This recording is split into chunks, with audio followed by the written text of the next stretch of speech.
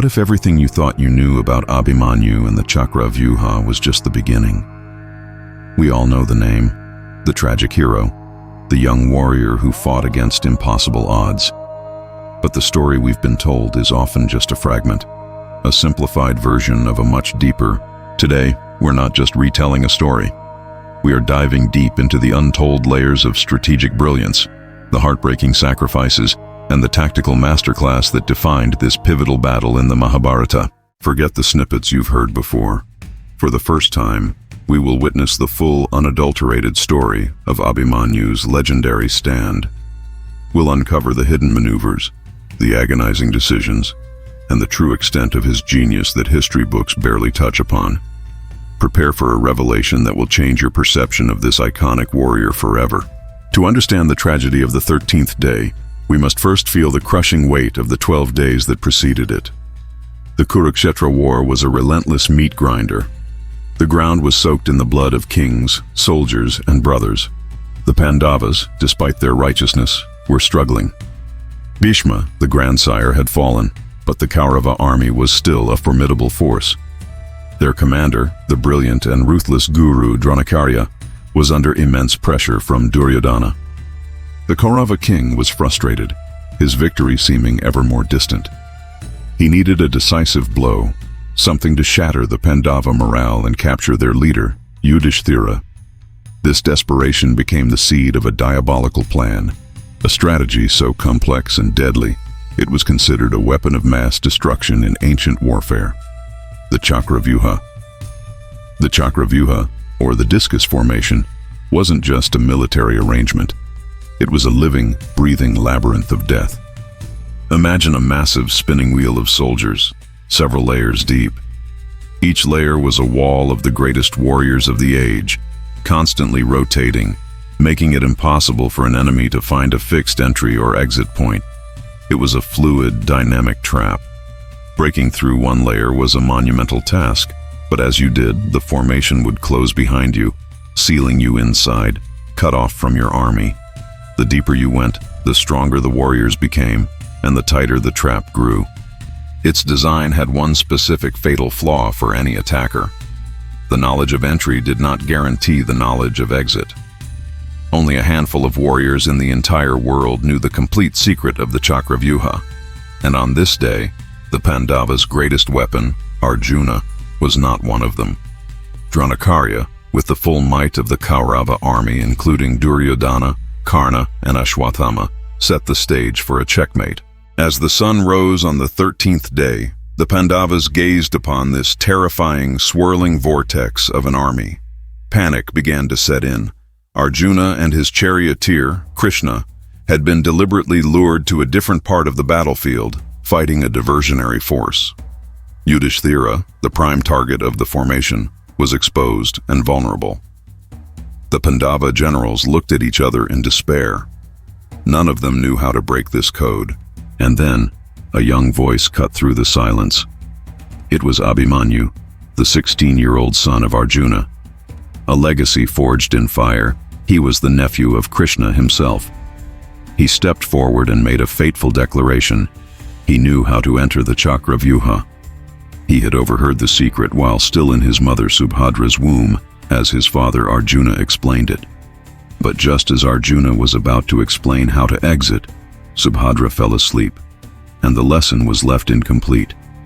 He knew how to get in, but not how to get out. Yudhishthira, torn between desperation and love for his nephew, was hesitant. But Abhimanyu's resolve was like steel. He made a solemn promise he would pierce the formation, creating a gap for the other Pandava warriors, Bhima, Yudhishthira, and the rest, to follow him inside and dismantle it from within. The weight of this decision was immense. He was a newly married man. His wife Uttara was pregnant with the future of their dynasty.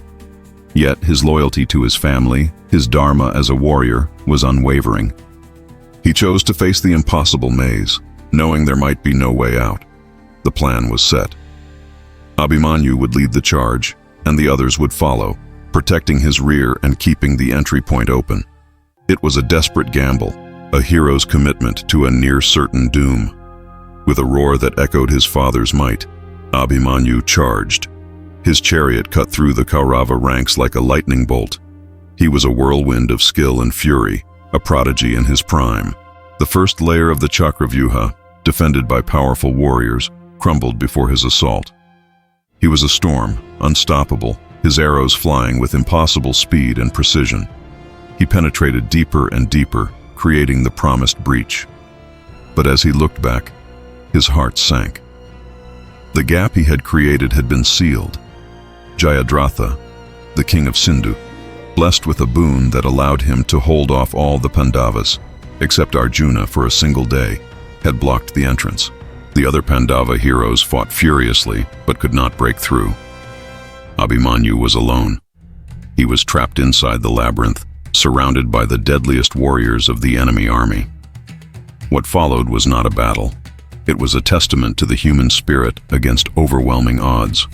Alone, Abhimanyu wreaked havoc inside the Chakravyuha.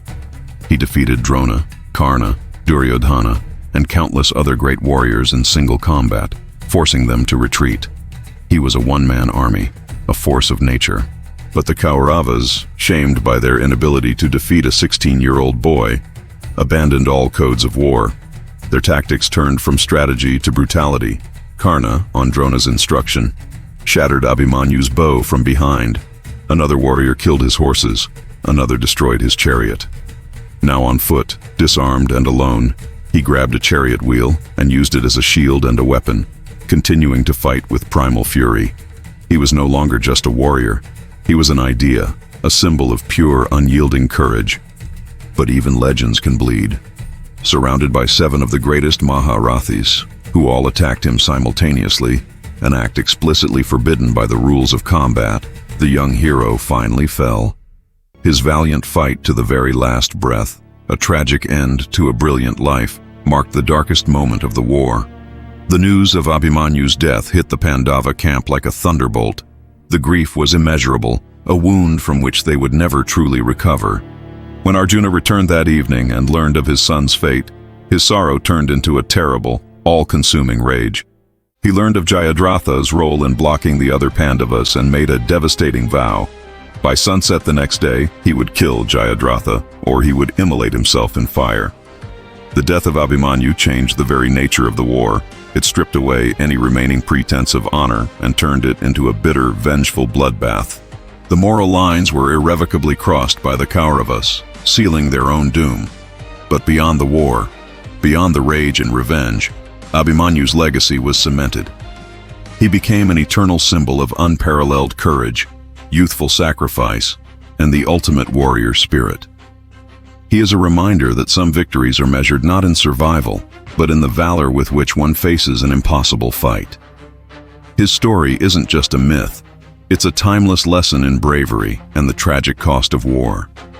Thank you for joining us on this deep dive into one of the most powerful stories ever told. If this exploration of strategy, sacrifice, and heroism moved you, please like this video and subscribe to our channel for more content that goes beyond the surface of history and mythology. Let us know in the comments what you find most inspiring about Abhimanyu's stand. Until next time, keep seeking the stories that define us.